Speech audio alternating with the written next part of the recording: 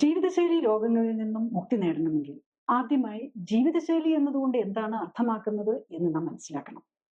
ജീവിതശൈലിയുമായി ബന്ധപ്പെട്ട് 4 ഘടകങ്ങളാണ് പ്രധാനമായും ഉള്ളത്.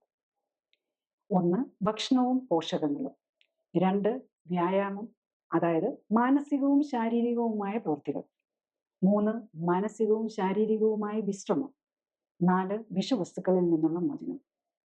മനുഷ്യ ശരീരം ഉണ്ടാക്കിയിരിക്കുന്നത് ഓക്സിജനും വെള്ളവും കൂടാതെ ഭക്ഷണത്തിൽ നിന്നും ആഗിരണം ചെയ്യപ്പെടുന്ന 14 വിറ്റാമിനുകളും 14 മിനറലുകളും അമിനോ ആസിഡുകളും ഫാറ്റി ആസിഡുകളും ഉൾപ്പെടെ 55ഓളം മറ്റ് പോഷകങ്ങളും കൊണ്ടാണ്.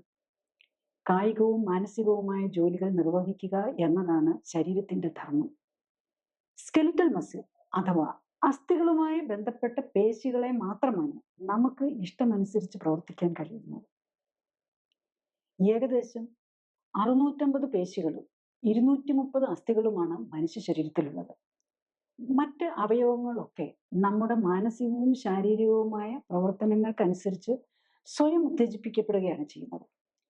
ചിട്ടയായ വ്യായാമത്തിലൂടെ എല്ലാ പേശികളെയും ഉത്തമമായ അളവിൽ ഉത്തേജിപ്പിച്ചാൽ മാത്രമേ എല്ലാ കോശങ്ങളിലേക്കും രക്തം എത്തി സെല്ലുകൾക്ക് വേണ്ട പോഷകങ്ങൾ നൽകാനും വിസർജ്യ വസ്തുക്കൾ മാറ്റാനും കഴിയും. വിഷവസ്തുക്കളുടെ സാമീപ്യവും സെല്ലുകളുടെ ആരോഗ്യത്തെ പ്രതികൂലമായി ബാധിക്കും.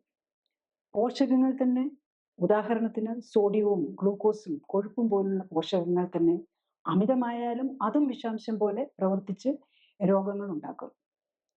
പോഷകങ്ങളും വ്യായാമവും മാനസികവും ശാരീരികവുമായ വിശ്രമവും ഉറക്കവും ഉത്തമമായ അളവിൽ ശരീരത്തിന് ലഭിക്കുന്നു എന്ന് ഉറപ്പുവരുത്താനും വിഷവസ്തുക്കളെ ഒഴിവാക്കാനും കഴിഞ്ഞാൽ മാത്രമേ രോഗങ്ങളിൽ നിന്നും മുക്തി നേടാനും ആരോഗ്യം നിലനിർത്താനുമാകൂ.